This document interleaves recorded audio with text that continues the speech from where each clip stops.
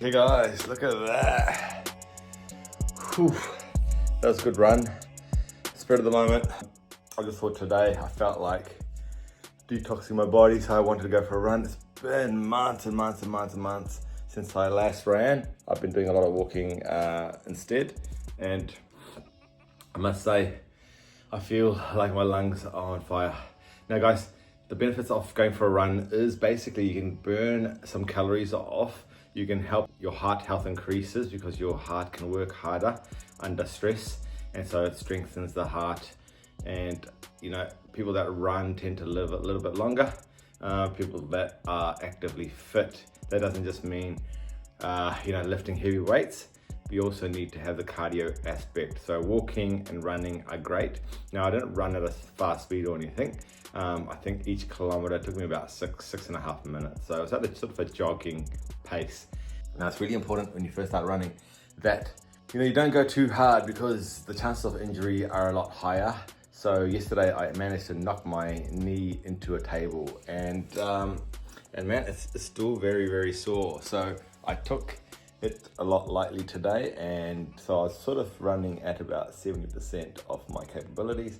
I didn't try to sprint, I didn't try to go too fast, and if I started feeling the pinch in my knee, I just slowed down. At the end of the day, what did I do? I did like three and a half kilometers and about 24 minutes. So I'm fine with that. I really wanted to see what my VO2 max will do, because the iPhone, it helps you calculate your VO2 max, but you have to do outdoor runs for those, So I'm just gonna see if my values change, because I've seen the stats go down over the coming months, this year anyway. So I was in an excellent VO2 max, and now I'm just in the standard good VO2 max. So I'm keen to get that back to excellent and get that humming. Now guys, so the goal this week was to put on some weight. Now I think I put on about half a kilo. Starting to feel like I'm just putting on fat. So, I'm not really enjoying that feeling where I'm seeing the old self come back. I still want to look sculpted. At the end of the day, I've decided that I still want to look sculpted. I want to carry on towards 12% body fat,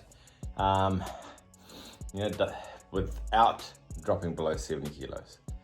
That is going to be damn hard. I'm going to have to start lifting heavy and sort of watching my diet. I've let my diet go over the last 3 months. I've just gone back to a traditional Indian diet of eating, like a bowl of curry with a couple of naan breads or chapati breads, what we make at home. And I feel like I need to cut the carbs in my afternoon meal. In the mornings, I have 6 eggs with the yolks in. Maybe it's time I stick to just lean protein now, and cut out some of that fat as well. So I don't know. Let's see, Let's see what happens. I'm definitely been getting more sleep. That's been beneficial. Getting sleep feels like healthier, I feel more restored. But I still got that bad habit. Like yesterday, I went to bed 12:30. I mean, after most of the week, I'm going to bed at 11, 10:30, 10 o'clock even. I've gone back into the habits of falling asleep late. And no influencer is going to tell you this, but this is the constant battle that we have.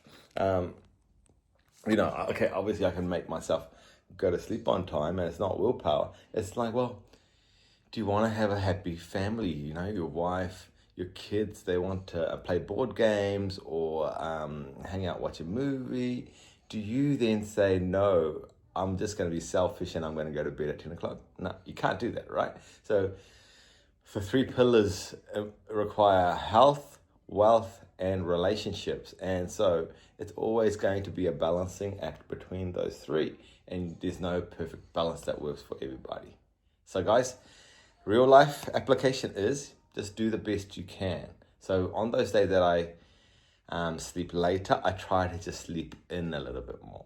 Okay, so I'm still getting 7 hours of sleep instead of the six or 5.5 that I would be otherwise if I kept waking up on time. All right, so now the run is done. I've got to pop into work because one of the rest homes that I look after, they have forgotten to order some medicines. Now I have to go and open up to fix that up for them. And then my daughter won a voucher for a kid's breakfast, and what do you know, the whole family is going. So the cafe is definitely getting their money's worth by giving us a $10 voucher that my wife does not want us to waste. So they're getting 3 extra customers for no cost, and we'll probably spend about $100, today. So that would have been $100 they wouldn't have got if they hadn't sponsored my daughter's gymnastics group, which gives out a certificate every couple of weeks. All right, guys, and then we'll be back. I've got the Warriors game to watch at 4. Can't miss that. And then I am going to try to take care of my my iPhone photos, which are overloaded. So I've got to make some slides and compact and put away some of the photo to free up the memory on my phone. One of the challenges that I'm facing at the moment is that my phone is full of content and family photos, and when I'm going to make content, I can't find the content easily enough, because you need different shots. So that's why my content is fairly simple.